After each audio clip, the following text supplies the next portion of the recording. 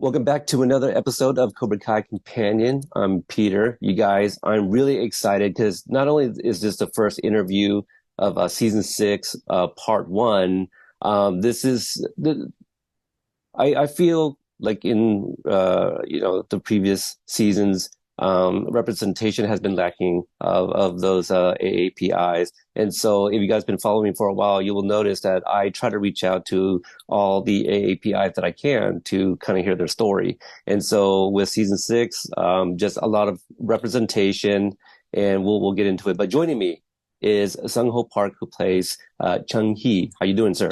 I'm doing great. How are you? I am doing well. For those again that kind of like follow me, they know that I'm Miyagi-Do, like lifelong Uh-huh. Miyagi-Do. But after watching part one, I might, kind of be like, hey, can I sit with you guys? Can Cobra I sit with the, Kai. yeah, Absolutely. You're yeah, always welcome to sit with us. career Cobra Kai. All right. So, let's learn more about you before we get into the Cobra Kai Mhm. talk. Okay. So in my research, I did find out that you're a fellow Pacific Northwesterner. Absolutely. Yes, sir. I am from Seattle, Washington. Okay, yeah, my sister just lived up there for a few years and recently moved down. And so there's a Cobra Kai connection that you have as well, and we'll also get to that. Oh, yep. Um, yeah, so tell me about Taekwondo and when did you get into that? I've been doing Taekwondo since I was, I think, around like 5 years old. That was probably just my parents just getting me out of trouble. Also, I was a huge fan of like Spider-Man and Power Rangers back in the day, and that pretty much got me into martial arts. And then it's been with me for almost 17, 18 years now. That's amazing. So like I'm showing my age a bit, but I mean, I was a teenage father, but you're the same age as my son. Oh, really? Yeah, my oldest is about to turn 24. Really? Oh, that's awesome. Actually, Congratulations. no. His birthday just passed. My apologies, son, if you're Oh, watching this. oh He no, just no, turned no. 24. I gotcha, I gotcha. Yeah. Because he was also class of 2018. I did a deep dive into your social medias, Okay. watched all of your videos, so we'll Oh, we'll get to awesome. those as well. So Taekwondo, you did as early as the age of five. Yes. What was the rest of like your school, middle school like in terms of was there any other performance, theater, anything like that?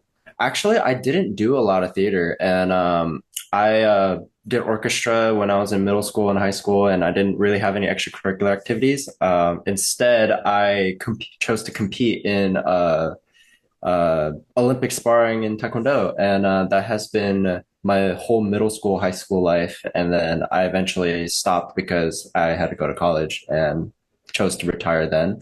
And then those, throughout my high school years, I met with a bunch of friends that also had a passion in film, and we got together and we started filming a bunch of shorts and a lot of action stuff. So yeah, and then eventually it led to Atlanta. So Alec, is that who you're talking about? yes, yes, Yeah. Okay. Yeah. I just followed him. And I just found out that he's a Miyagi-Do. yeah. He's in the In my background. He's research. in the background for Miyagi-Do. Yes. Yeah. See, so you do your research. You start finding these threads and be like, oh, interesting. These two, So I did see that. Now, while it sounds like you made a lot of friends because I watched all your short films, at least the ones that were all on YouTube on your YouTube channel. Yes, So yes. I had a good time watching it because it reminded me of the things I did back in middle school and high school. I Oh, we had really? yeah we didn't have we didn't have phones like this, the Uh-huh. capabilities, and so we had 8 millimeter and things like this. And this is before you even had like USB where you could transfer digitally. Yeah. So a much harder process. But I used to make short films all the time for fun. But I didn't dabble in martial arts. But watching your videos, it brought me back to like me and my friends filming stuff, Oh, that's in our awesome. free That's time. that's that's so nice to hear, actually. Yeah. Yeah. So it seems as Jackie Chan is one of your inspirations. Yeah. At first, it wasn't until Alec brought us all over to do movie nights, and then we'd all watch like Jackie Chan movies, and then eventually I was like, yeah, Jackie Chan's really cool. That's kind of who I want to be, and So a big inspiration for all of us. So. If any, who were some other inspirations prior to being introduced to Jackie Chan later in your life? Funny enough, it was actually Brandon H. Lee. It's kind of funny enough because I ended up working with him. It was super awesome because like I followed him for a while and he actually inspired me to do some of the shorts that I posted on YouTube and yeah, it was really awesome. It took me aback a little bit. Yeah, it sounds very kismet. Again, we'll get to this connection that you have just in a little bit here. But yeah, your connection to Brandon, that's awesome that you guys end up working together. Let's talk about some of your films here. I really love the bar fight. Oh, You know, really? Oh, you saw the yeah, bar fight. Okay. yeah. So it's great because like kind of like Cobra Kai, John Josh and Hayden, they like to use our expectations against us. And Yes. so there's a bit of a twist with the bar fight. Mm-mm. And it is about a protein bar, and Yes. I won't get into the details. I think it's hilarious. I think your editing was pretty good to kind of like, like the comedic edits and stuff like that. And I believe Rish was it that took the most beating? Yes. Yes. Yeah, it's a fun watch. It's a great watch. It's still one of my favorites today. Tell me about like how you came up with that idea. I just honestly, it was funny. I just thought it was a funny idea. I just started coming up with random stuff, and then it was actually inspired by one of an unreleased fight from Alec, and then I kind of took that and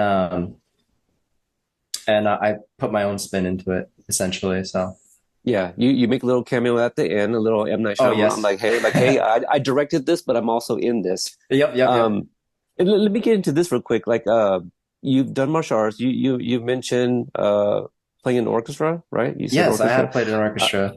Now, I guess as you were making these shorts, did you have aspirations to be a filmmaker, fight choreographer? Because you've done some of that in your films as well. Not necessarily. I mean, I just it hasn't really come to mind that I wanted to be a choreographer, but like when I see something that inspires me, I kind of want to do it, like, and then do something along that, and then it gets me creative thinking. And but yeah, I never really aspired to be one, but it is fun to come up with like a bunch of moves that will either work on camera or doesn't. So. And in terms of like being behind the camera filming these, like is that something you're interested in, or it's like, well, we need somebody. It's like, what is your vision? So it just makes Mhm. the most sense to have you behind the camera. Um, yes and no. Like Okay. there are some moments where I do want to be behind camera and some parts, but other parts I do want to perform it. So it's like what do I do? I'm not sure, but eventually like I'll figure it out. Yeah. So it's like these are fields of interest for you, and you Mhm. have kind of one foot in each direction, just kind of like Mhm. still feeling these things out. Yeah, absolutely. Yeah. I've always wanted to be in like the film industry, whether if it was acting or directing. And then as I got older, I wanted to do stunts. So like any of those three, like I just wanted to be in the industry because it just looks a lot of fun. And Mhm. um like it's just something that is my passion. So yeah. Okay. Now your next one, Stolen, I would say is probably your most violent one. It is, but also it's probably my weakest one. I think in terms of like the editing, in terms of the sound design, and like the story, I think that was probably my weakest one. It's not something I like to look back at, but I made it, and sometimes I look back at it and just be like, okay, I've come a long way, but it's not my proudest one, but it's definitely the weakest. I mean, I feel that, and like I have a lot of interviews, and I mean, I think I have just slightly under 300 episodes for Cobra Kai Companion, Mm, and there's things that I wish I could go back and kind of redo, whatever the yeah, case may be. But we learn from those experiences, right? And yeah, then we absolutely, yeah. kind of move forward from it. But this I don't know if this part was intentional or not in Stolen, but there's a sequence where the guy that's running away from you. he's like sprinting like through Yes. town, and then at one point you get distracted by something else, and then you start running after him, but you get caught up really quickly. So like when I saw that, I go, how did he catch up so quickly? Like I thought it was funny. Yeah. Yeah. So I mean, I intentional or not, that got a pretty good laugh at me. It Mm. was still fun watch, a fun watch nonetheless.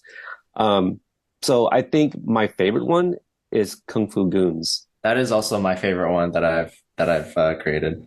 It's it's got it's got colors of Stephen Chow, you know. Yes, it has a lot of like Jackie Chan elements. I was Alec introduced me to Martial Club at that time, and they were a huge inspiration of making that little short. And I just loved like Martial Club's like shapes, their forms, and like how they like do their old Eastern like kung fu fights. And I just really wanted to replicate that.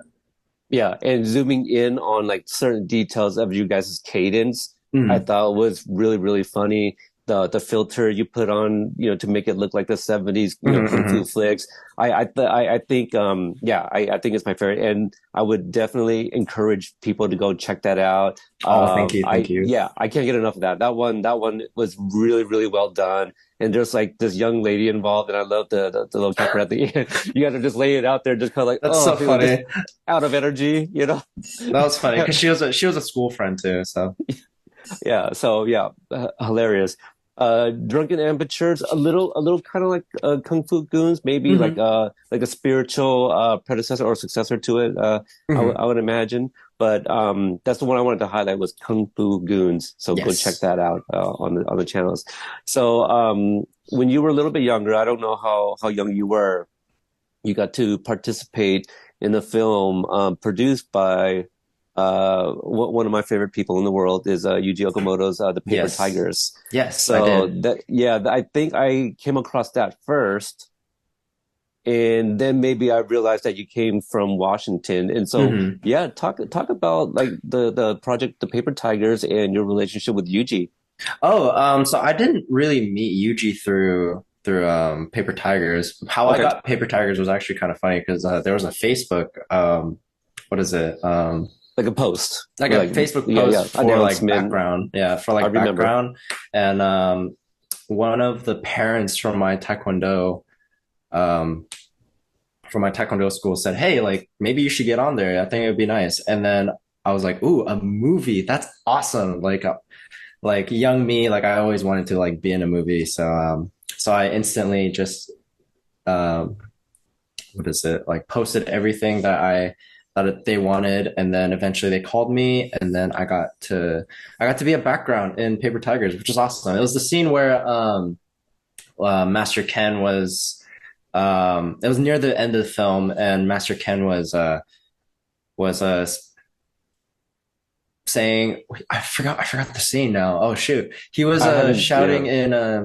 in Mandarin, I think. He was counting the numbers, and then we had to mimic the movement. So Yeah, I haven't seen it since it came out, but I remember those announcements, and I think they were looking for like people to be working out in a gym, whatever.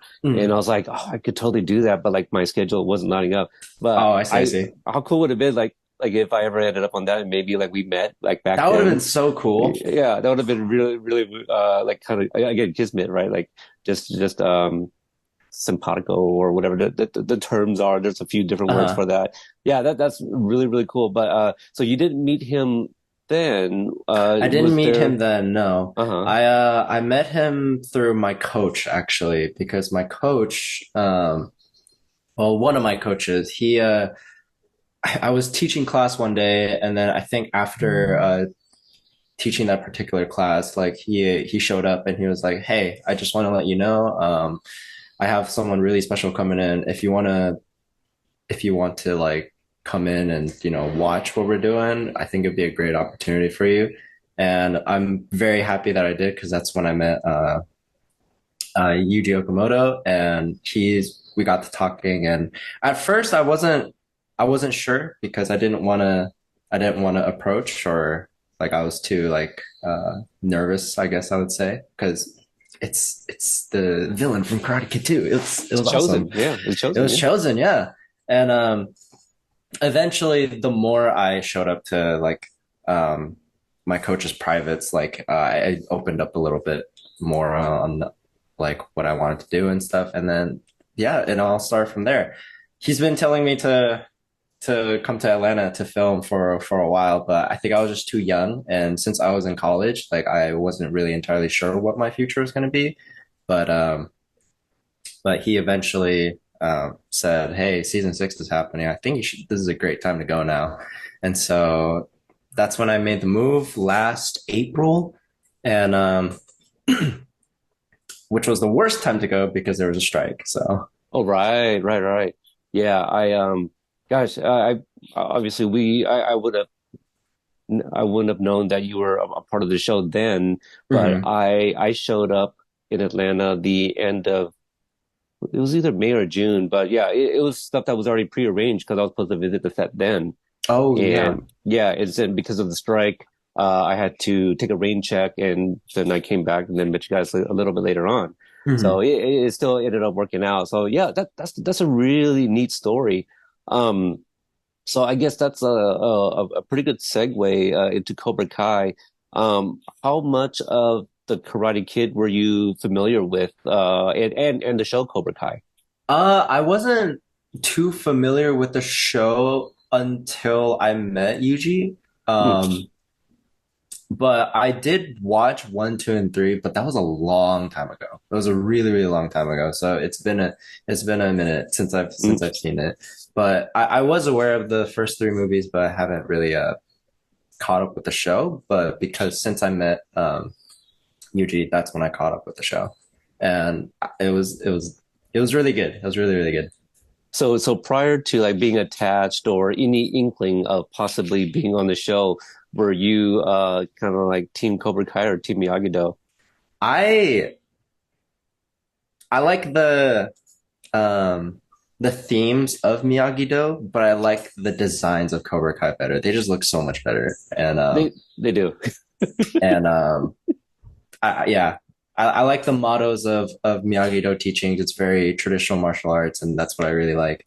But Cobra Kai just looks really, really cool.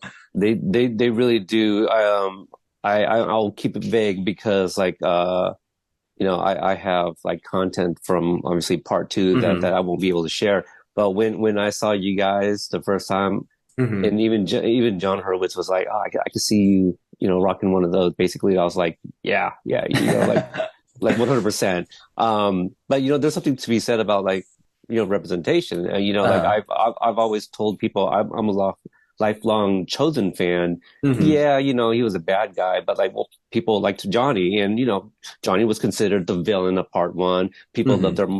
their Mike Barnes and Terry Silver from part three, and so like I was a Chosen guy because like Karate Kid Part Two, like most people look like me. Yeah, So absolutely. to see like Korean Cobra Kai on screen, I was like, I mean, yeah, I'm Miyagi-Do and I got a lotus flower tatted on my arm, but But Korean again, I Cobra want, Kai. but Korean Cobra Kai, man, I want to sit at you guys' table just because like you guys look like me, and it's just and that draws me in, even Hmm. as somebody that like opposes your guys' philosophies and whatever. Um, Hmm. so let's talk about like Chung Hee. Like how did you get this role? Did you self-tape or what kind of process did you go through? I was extremely lucky enough during the strike, actually, because when I showed up around April, that's when like things like were very much so, hey, this is the strike, we're gonna close down like productions and stuff.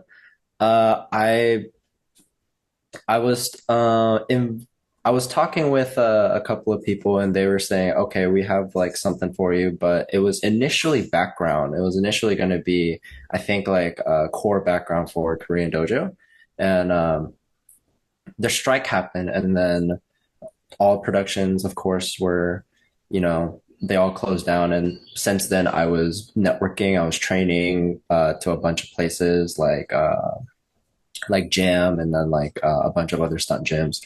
And eventually, I met someone who was going to be on the show, and he hit me up with another person who was working on the show. I don't want to disclose their names out of respect, so Mm. so he called me saying, "Hey, like." hey, like I heard like, you came here from Seattle, this and that, and said, hey, like, do you speak Korean? And I said, yes, I could speak Korean. And then we both started conversing in Korean. And he was like, okay, cool. And then hung up. And then the next night, I got a call saying, hey, we have something for you and it requires you to speak Korean. And I was like, okay, that's awesome. And then I didn't know it was going to be like a character until he said at the very, very end, he said like, oh yeah, by the way, you're going to have a character. He's going to have a name and you're going to like, you're basically going to be like Part of the shown team. they're Yeah. part of the team essentially. Yeah. And that's when I was like, oh, wow. Like that's insane. Like if you would have told me like when I showed up in April that I was going to get this, I probably wouldn't have believed you, to be quite honest, because it was quite a big thing, and I was extremely lucky enough to be a part of it. Yeah, yeah. It's like patience is a virtue, and if Mhm. like you don't have to always chase it. Sometimes things just happen, to Mhm. good people and stuff like that. Like kind of Miyagi philosophy, you Oh, put yep. good out into the world, good comes back to you. There's a few things I want to ask you about, your time filming Cobra Kai as we kind of get ready to wind down. Mhm. First off, what was it like to be directed by Ralph Macchio? It was kind of insane, like especially the first like episode that I was a part of got to be directed by the original Karate Kid. It was amazing, and it was like a dream come true. And he was extremely nice, and he's very very particular with his work as well. So it was great to be around that professional environment, and yeah, it was just awesome. He was very very nice to work with. It was awesome.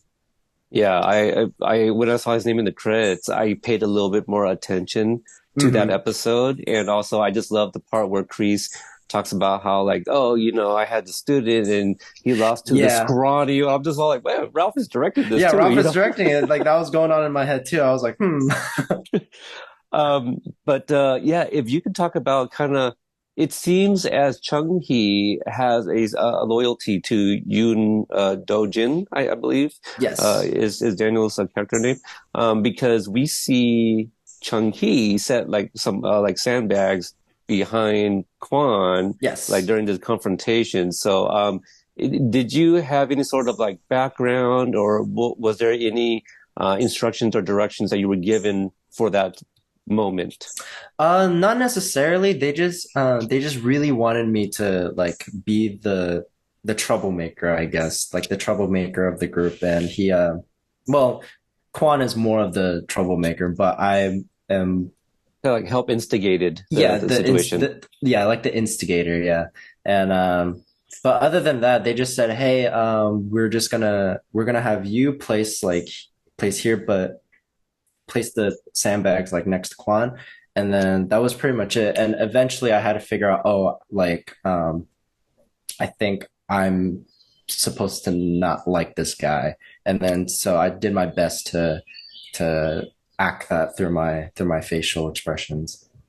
And then, so you talked about earlier how like Brandon was kind of a early inspiration for you. Mm-hmm. Can you talk about the well, I guess it's a 2-on-1 fight later on in the episode Mm-hmm. between Min something. Minsuck, It's yes. Min Suk and Chung Hee versus Kwan. Quan, yes.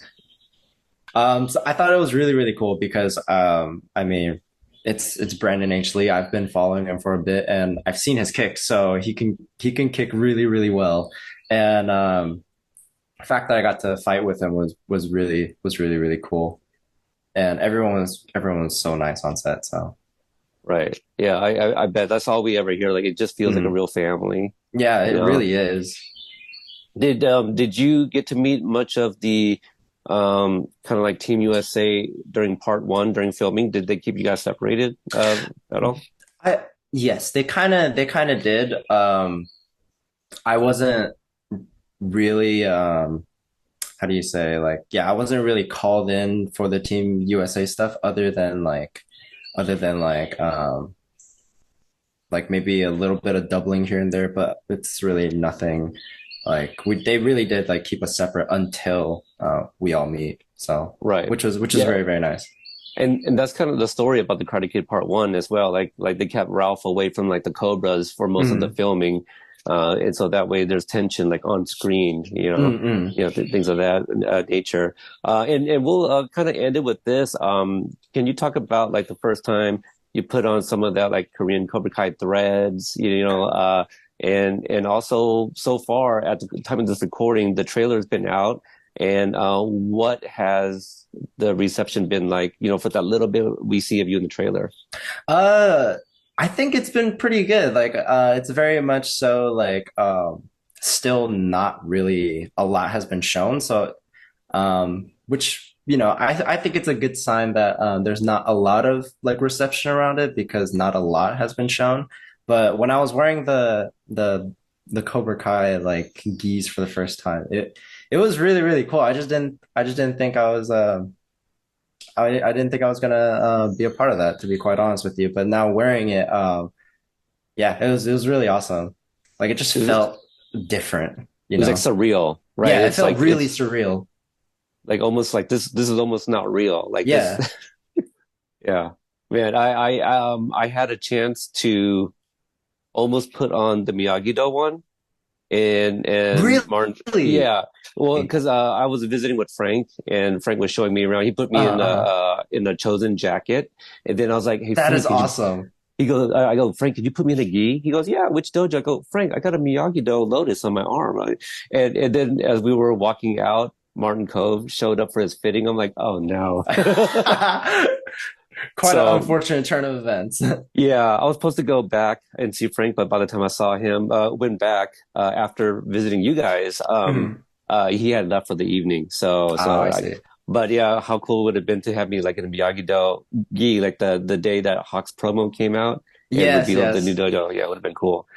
So if since you have like a little bit of you have like a bit of a Cinderella story. If somebody that's doing martial arts and wants to look into like doing what you're doing, what's advice that you can give them to end this conversation with? I would just say keep going with it. It's not just physical, it's very much so like what you carry it with you. Not just like I said, not just the physical, it's the discipline, it's the respect, and just keep going with it. It will carry you on throughout life and it'll help you persevere through a lot of the hard times. And even if things don't look very great, like just doing a couple movements of martial arts will help like relieve that stress as well.